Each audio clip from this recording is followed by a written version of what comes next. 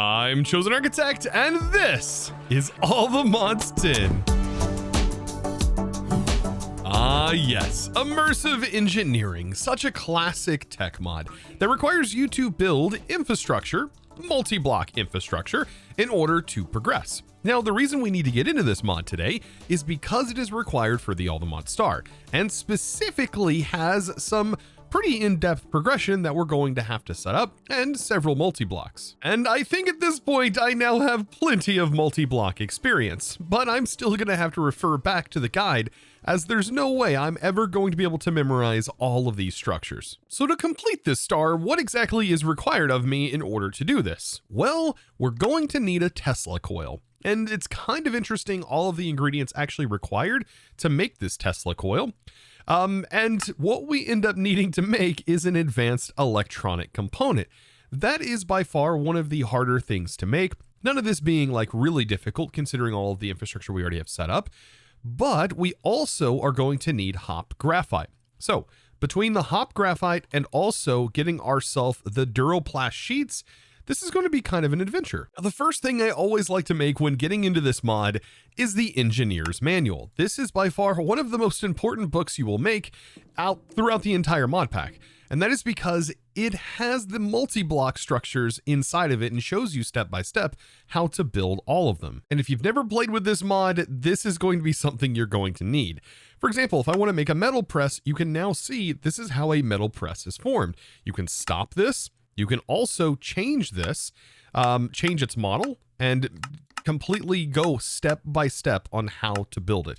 It also gives you an indication of what blocks you need, and will also kind of check them off as you have them in your inventory. And most importantly, for example, this red icon right here, or the piston being shown in red, it also shows you where to actually right-click your hammer that we're going to be making to actually form the completed multi-block. So yeah, I couldn't imagine getting through this mod without the guidebook. Oh wait, that's right. That's probably why you're here. Like, why would you want to read? I completely get it. So I guess without further ado, we should definitely get started on our immersive engineering endeavor. And it's all going to start back inside of our super factory basement. Yes, the basement that is technically under tech, because this is the tech area. And then of course above that is the castle area. So all the way back underground, I want to bury this mod. And so we have plenty of space in here for it. Nothing really extends further than a 3x5 area. So we should be fine with these spaces that already exist. And something else that's going to help us, because we've already set up modern industrialization, is that this produces creosote oil and it also produces coke. Now, what I want is to actually take this coke and use it for the hop graphite. And we can do that thanks to the integration that's in this pack. Now, what I am going to need to do is technically stop this from automatically pulling in and consuming the liquid here. So I think on this, what we'll do is I'll just take out the pusher upgrade. And what should happen is we're going to end up with creosote oil starting to build up, or should, inside this drawer. So perfect. As you can see, there's already a bucket that is now forming after taking that upgrade. That's going to stop this whole side, which I do have duplicated on the other side. Essentially, I'm going to be using the coke oven specifically from MI for this. Now, if you wanted to go the actual route with immersive engineering, well, you can always make the coke brick right here, and then form this. You'll need 27 of these blocks, and then you're going to use an immersive hammer. This is probably one of the most important items you will make in immersive, just requiring some string and some iron. This thing can also be used to make sheets. Now, something cool that we can do with our applied energetics system is we can actually automate the production of treated wood planks because we have that fluid inside of our storage. So all I need to do is request, much like this, but make sure that the bucket that is being supplied here is the one from modern industrialization. And so I'll just find that, drag that into its slot, and now making sure substitutions are disabled, we can go ahead and supply this. And now it'll just use the fluid directly out of my system. Man, it makes it so nice with AE. And just to show that it's working, let's go ahead and request a couple of treated wood planks. You can see it shows that we have the fluid inside, and voila, treated wood. And it ended up consuming the values that we had in here. And just like that advancement said, we are now all oiled up and ready to go. I can't believe that's a thing. Now, the next priority is getting ourselves an engineer's workbench. This is going to be used to make a lot of the base components for the mod. That is going to require a blueprint, but it's also kind of a nice little decorative item. Maybe right here? Yeah, we can move it over one. I think that'll be a pretty decent spot for it. Move it over one. There we go. Perfect. Just like Grandpa's shop, I now have myself a vise and a nice work table. Now, some other little tips that are definitely going to be helpful is recipes like this, for example. Now, the metal press, while it does give you more, at the kind of point where I am at, I don't really think we're going to have to rely on the metal press at all, simply because all of the wire components can be made from something like this. And we can make sure substitutions are on and make sure we also have a constant request of these wire cutters. This is going to take durability, and so as it continues to get used, it'll just remake another one. So I guess with all of that out of the way, we can start looking at what multi-blocks we're going to need. Now, I was thinking, let's go ahead and work on the hop graphite first. So this is going to require an industrial squeezer, and we're going to need to take coke dust, and we need to get coke dust in order to make that graphite. Now, coke dust, we can get in a multitude of different ways, one being the huge multi-block, which is a 3x5 crusher that is kind of slow, and it does produce it. But I was looking, we already have this up and running, and we're already producing coke dust technically from the same setup that we originally set up like for our first steps of MI. And that same setup that is producing the creosote, since I did shut it off, our macerator in the back, or macerator in the back, depending on how you say it, it is already turning it into coke dust. So we kind of just get to skip that, I guess, entirely, and we can jump straight into getting hop graphite. Now, once we have hop graphite, we can actually make a seed for it. So we really won't have to worry about it anymore after that. Now, just in case you were wondering, I don't know, you might be wondering this, what HOP actually stands for. It actually stands for highly oriented pyrolytic graphite, which is like synthetic graphite. Who knew you'd be learning something today? I figured I'd look that up. Now, even though I get to bypass the crusher, I still have to worry about a different kind of press, right? We are still going to need the industrial squeezer. Which I should be able to find right here underneath the heavy machines. There's the squeezer, and this is going to be the multi-block for it. And there's a lot of different components in here. Light engineering blocks were kind of being introduced into a few different things. And we're also going to need steel. Thankfully, I have steel being made through Mechanism, and I'm able to utilize all of this with that steel. Well, I guess I'm technically not using the steel for Mechanism, right? Because we do have seeds for steel. But steel, we are going to be using quite a lot of it anyways. Now, speaking of those engineering blocks, we are going to need redstone engineering blocks, so might as well get all of those automated. Heavy engineering blocks are going to be down the road. Looks like it requires some electrum. Don't know if I have that automated in any way, but we'll get that set up if not.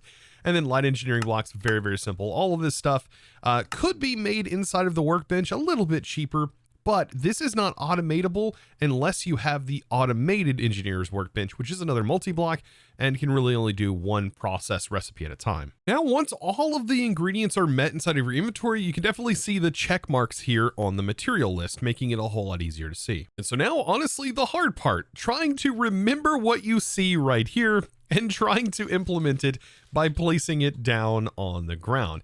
Yes, this, in my opinion, is one of the hardest parts. Basically, it's like a memory game, right? You have to, I hit the wrong button. You have to kind of look and go, okay, this is how this is going to be formed. So I think it was like this, just like so. It looked like we had some pipes down the middle. I did see two stacked here. I think one engineering block here. The whole middle right here was fluid barrels. And then we had fins on the top like so. And I am still missing steel somewhere. And then a piston technically goes on the top here. And so reference the book again. Where is that other piece? Ah, right here. Okay, so this is not a pipe on the outside here. Instead, this is a piece of steel. So beautiful. Now that we have all of this, we, I think, can rotate the piston using our wrench until we get it into the right orientation.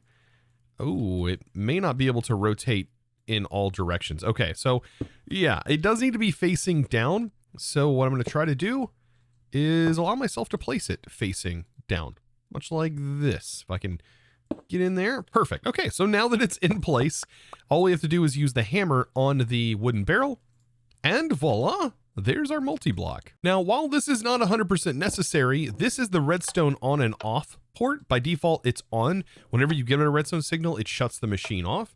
And then to give it power, we can just place a gate or any power source directly on this little spot right here, little copper input spot. And then of course, orange is output and blue is going to be your input. So these are ways that you can send items in via hopper or what have you. Now, I think this has the ability to auto output into a container. I think this is the output on the bottom side here. This is definitely the input. So if I grab a hopper or a pipe or anything like that, I can place that there. And we need to put that, that coke, right? The coke dust in there. And as soon as it gets enough, this should start running. As soon as it has 8. Yeah, and we can see it start to press. It's doing its thing. It's forming. But is it outputting? It's outputting right here. Okay, so auto output may not be what it's doing. Oh, nope. It does auto output, but it outputs from the container up here, not here. I think this is for the fluid. So perfect. The more we know. So now that I have this set up, we basically have the hop graphite stuff already set up and ready to go, because all we'll have to do is simply smelt this to have our graphite. Now for the harder part, right? We need to make the Duroplast sheets. And this is where things can get a little bit more confusing, but I'm going to try my best to explain it. In reality, we're really just going to need like 2 refineries from this mod and also a bottler. Now, to try and simplify this the best I can, really this is just going to be 2 refinery processes where one of these components actually doesn't even get used up really. So it is going to cost us some creosote and then this acetaldehyde. Now, this stuff right here is what's going to be made in another refinery, but this is ultimately going to get combined to make the phenolic resin, which is what we'll use to make the Duroplast. Now, creosote is easy. That's being made in a coke oven and is already automated, ready to go. Now, the acetaldehyde, on the other hand, this is a refinery process. And notice it requires a silver plate. Now, the silver plate doesn't get consumed in this operation. It's kind of a catalyst here. And this is going to convert ethanol into the acetaldehyde. Now, ethanol we are technically producing with the modern industrialization, if I can get that right. But I think I want to actually go about and make it this way with the industrial fermenter. It's not going to be too difficult to do. We have all of these ingredients automated. We could even use honey bottles, which honestly is the best method for this. But as you can see, this whole setup should simply contain 4 multi-block structures to be able to get this whole process up and running. 2 of those structures basically being the same multi-block that you can just copy and paste the stuff over from. So that'll make it a whole lot easier to get set up. Now, we do need to start off with the industrial fermenter. I'm going to actually set everything up right here on this level. And the industrial fermenter, we have to go through here. And this is the multi-block for it. If I pause this and I go ahead and downframe this, we can actually see the entire completed structure really doesn't require all that much. And this multi-block, by the way, may seem kind of familiar because it's basically the other multi-block, the squeezer that we just set up. It's almost identical to that squeezer. Like the components are basically in the same place. It's just different components here. So we'll put the pipes down, just 2 pipes, and we will use the cauldrons like so. And then on top of those iron sheets, and all we have to do is simply hit it with the hammer and voila, there we go, the industrial fermenter. Now I have this all powered and ready to go. I just really need an exporter on here. So I'm gonna put an exporter there and we're gonna do honey bottles. This is like the best thing to do. And then if I put a crafter here, you can see this is already started, but it does send the bottles out as a byproduct.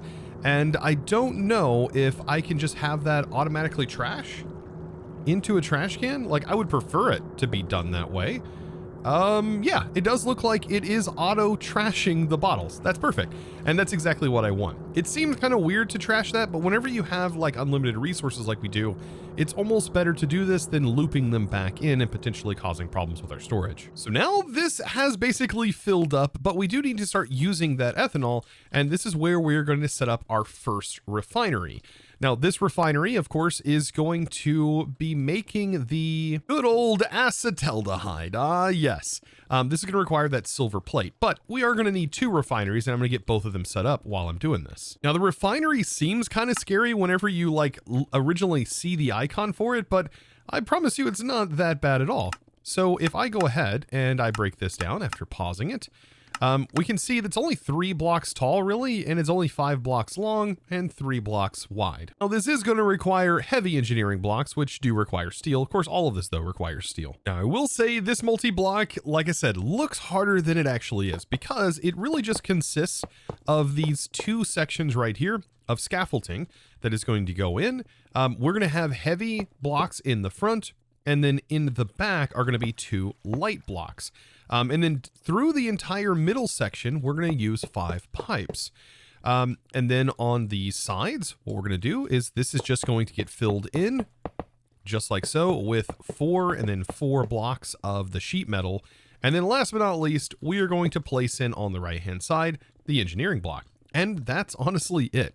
And once we have it in place, I can just simply use my hammer on it and there's a refinery. And I 100% know this can be daunting. I remember my first sort of endeavor with immersive engineering. It was kind of scary whenever you look at all of this and you're like, man, I don't know what all I'm going to need. I didn't, of course, know all these little tips and tricks to make this really easy. So yeah, it was a lot of work. But there we go. Now there's our second one. So now remember, we do need a silver plate for this one. And this goes in this slot right here, like I said, and it doesn't get consumed. Now, some things I do want to note about this, we have auto output here of fluids. So I can use a pipe from Immersive, for example, and I should be able to just simply place and run a pipe directly from the orange output into the blue input on this side. And when I do, this is going to start filling up with the product that it needs. I can just then place a gate on here, and this is going to start producing the beautiful acetaldehyde. Wow, I cannot pronounce this to save my life. But we also want to keep in mind there are 2 separate inputs. Now, this will also auto output from the front. So I'm going to just go ahead and drag this right through here, just like so. And this product is going to immediately flow into here. Now, all we have to do is just run some of our creosote directly into the refinery. And we can do that with a cable. And voila, there's the creosote oil now flowing into the refinery. So with both of these kind of put together, once I power this, this is technically already producing the product that we want, the phenolic resin. So now there's only one more multi-block for us to build in this setup, and that is the bottling machine. So let me pause this, go all the way down, and yeah, this one's very, very straightforward as well. Keep in mind though, the direction that you do place your belts is going to be, I believe, the direction that the belt will be going. It actually might be very specific in this particular case though too. I do know that this does apply, for example, to the metal press. In my experience, the belt direction does actually matter. So let's go ahead and start to build this, right? So we have, looks like a redstone directly in the center. I'm going 3 blocks out, and this is just going to take up a 3 block space here. So 2 block space really. So I probably will put it right here, block in the middle. And then the pump, let's see, the pump is directly on top of another scaffolding. And yes, this is a regular pump, by the way. These pumps are pretty cool too, as they will pull in like water and such from around them infinitely. If you have an infinite source like directly behind it, because you can use the hammer to, for example, define an input or output just like so. But really any fluid that they come in contact with, they can drain like an entire area of like oil, for example, from Pneumaticraft. Now it looks like the rest is just iron sheets. So an iron sheet just like that, the light engineering blocks, and then we just got to get this laid out just like I want. The arrows do matter. So perfect. And voila, this is now technically complete. Let's just use the hammer on it right here on the belt like it says.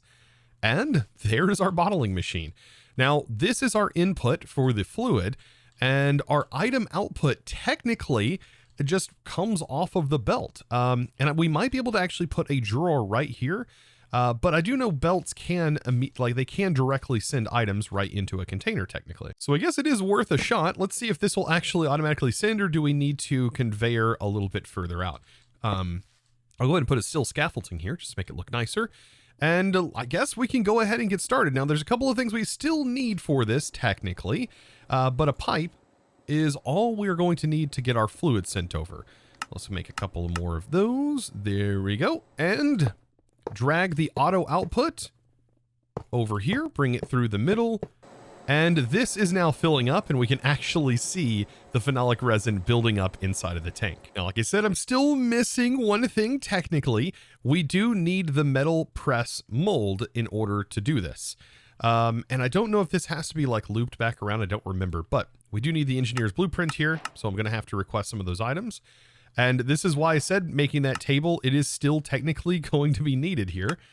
There we go. Now we have all the paper. And that's because this is how you make this mold. So perfect. Now that I have that, I can go into my workbench and we can now see all of those molds. And for example, we need the plate press, and that's going to require the 3 steel plates and the wire cutters. Now with those items in here, voila. And is this a permanent fixture? I don't remember. I would imagine that we just click this, but actually it looks like, yeah, this has to be ran through it. This does need power, so let's put a gate here. And yeah, now it's starting to come back to me. I'm starting to remember how this works. This will output both things, the sheet and also the press, and we have to just simply loop back around the press. Now I have a little trick up my sleeve, and I actually want to show off a really cool mechanic that is embedded into this mod, but it is going to require me to grow a little bit of hemp, because I am going to need a bit of these fibers to get this to work. And that's because I do need some strip curtains to be able to make an extraction belt, the extracting conveyor belt, which has some really cool features, especially when it's combined with an item router. So what exactly can this do? Well, the item router can kind of extend the inventory that it's connected to, and it also acts as a filter. So on this red side, I want to say, hey, only allow me to pull out these plates. And you can see we have a lot of different information here, like tags, ABT, damage. This is kind of like creating a whitelist. So on the red side, which kind of looks pink, we're going to say, hey, only allow these plates to be pulled out. And so whenever I set this extractor belt, notice the only thing it's pulling out is the press. So I can now go ahead and use these belts, and I can wrap them around just like this. And as soon as I put that plate in and turn my magnet off, I should be able to see that press then getting looped around. And this right here is just one of many ways you can automate this. But look at that. That is super simple, and it also utilizes and gets to show off some of the immersive engineering tech. And so with that, we are basically done, I think, with all of the required components, almost. Because we still technically need to make these in the workbench, which do require some vacuum tubes. Very, very easy on another engineering workbench. But yeah, the Duroplast sheets are the main component. We also are going to need the wires, but everything else can just be handmade, and it looks like this recipe right here is going to be required to make that Tesla coil, which is the main thing that we need, and that is made for the Nexium emitter. Now back to our squeezer, we can grab that hop graphite dust, head back into our tech layer, and just drop it in here. And voila, we have so much hop. I think I want to make seeds for this, so there's all of that. Put a seed in there. Beautiful. And then I also have my baby Leviathan, of course, resting right on top. It's the perfect place, right? So there's our hop graphite seeds. I'm going to replace one of our inferium seeds, just like so. And now we have hop graphite automated. Don't know why I would ever need it, but I now have it. So now after changing out the blueprint, all I've got to do is just get all of our ingredients placed inside. Let's get ourselves a stack of vacuum tubes. I think, did I actually end up consuming too much? No. Perfect. We got all the vacuum tubes we'll ever need. By the way, vacuum tubes, their main use, I believe, is to make garden cloches, right? I think, well, they used to be. Maybe that recipe for garden cloches has changed in this pack. I don't remember. But there we go. We have a stack of the Duroplast sheets. Beautiful. And I guess the only thing left to do is to convert these into advanced electronic components. And there's 32 of them. That's really all we're going to need. And yeah, I've just got to get myself some Electrum wires. We're producing Electrum, by the way, through our modern industrialization setup. And everything else looks like we're ready to go. The bucket here is literally just water to make a redstone bucket. So I guess now is the final part, actually crafting the final component here for the Tesla coil. And we just need 18 of these technically, like that should be all we're ever going to need. And there they are. All 18 are ready to go. And the quest has now been complete. So yeah, that wasn't that bad after all, now was it? So yes, now that we have this component done, there's really not a whole lot left that is really going to be required to get into that Aldermont star. And really the only major tech mod that we're going to have to kind of get into to be able to complete the rest of the star is going to be pneumaticraft. So most of that is actually handled with a villager. So I think this is going to be a pretty straightforward process in order to get the pneumaticraft stuff set up. But as you can see, we are really progressing and getting close to that Aldermont star. And yes, I do want to challenge myself to make 18 of the stars so that way we can wrap everything together and then also produce the bee. And then there's also an automation after that. So I really hope you guys are looking forward to that. And if you are, of course, be sure to comment down below if that's something you're interested in seeing.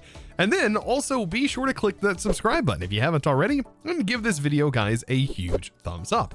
And of course, with that being said, as we got all of our goals completed for the day, it's now time to thank the amazing supporter of today's episode. And that amazing thanks is going to go out to that same dude. Thank you so much, by the way, for your amazing support and choosing to support me over on the Discord by becoming a Discord premium member and of course supporting in one of the best ways possible. I wouldn't be able to extend series like these if it wasn't for you guys, so thank you all so very much. I do appreciate it, and of course, guys, I look forward to seeing you in the next one. And as always, thanks for watching.